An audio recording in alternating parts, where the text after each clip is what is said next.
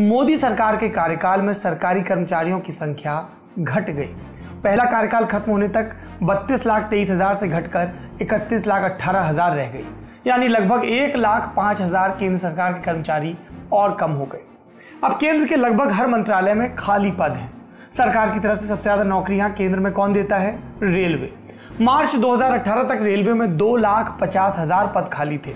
Defence sector के civil पदों पर 1,90,000 वैकेंसी थी।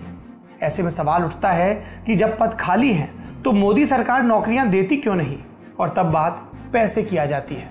सरकार ने कहा कि सरकारी कर्मचारियों की तनख्वाह पर 2014 में 1,24,000 करोड़ रुपए खर्च हुए थे और हमारे टाइम में यानी 2017-18 में ये खर्च बढ़कर 1,90,000 करोड़ हो गया।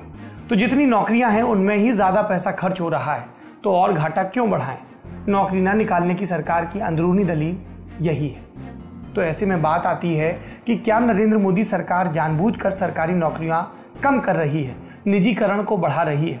इस बात को पहले की सरकारों से तुलना करेंगे तो ज्यादा समझ में आएगा। थोड़ा पीछे से शुरू करते हैं। 1971 में देश की प्रधानमंत्री थी इंदिरा गांधी। उस वक्त केंद्र सरकार के कुल कर्मचारी थे 26,99,000।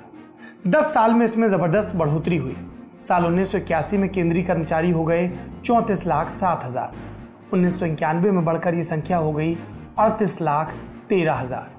1991 का ही वो साल था जब सरकार ने अर्थव्यवस्था को निजी क्षेत्र के लिए खोला, यानी जो काम पहले सिर्फ सरकार करती थी अब वो प्राइवेट कंपनियों को भी करने का हक दिया। इसके बावजूद 1995 में देश में अब तक के सबसे ज्यादा केंद्र सरकार के कर्मचारी थे, 39,82,000। 1995 के बाद से केंद्र की नौकरियां घटती गई, पद खाली रहने लगे। जब 2004 में अटल बिहारी वाजपेयी की सरकार ने अपना कार्यकाल पूरा किया तो देश में केंद्र के कर्मचारी घटकर 31,64,000 रह गए। मनमोहन सिंह सरकार में और भी नौकरियां कम हुई। 2013 में ये घटकर 28,05,000 रह गई।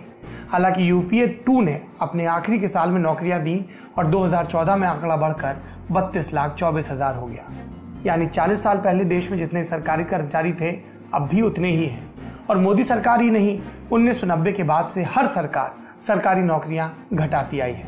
एक बात और, अब सरकारें और शातिर हो गई हैं। ये शातिर शब्द मैं इसलिए इस्तेमाल कर रहा हूं क्योंकि सरकारें काम भी करा लेती हैं और करने वाले को अपना कर्मचारी भी नहीं मानती, यानी कर्मचारियों को कॉन्ट्रैक्ट पर रखती हैं। सरकारी दफ्तरों में कॉन्ट्रैक्ट वाला ट्रेंड अब बढ़ रहा है। आंकड़े देंगे तो बेहतर समझ आएगा। केंद्र सरकार के उपक्रमों में 2011-12 में कैजुअल या कॉन्ट्रैक्ट वर्कर्स का कुल कर्मचारियों में फीसदी था 22।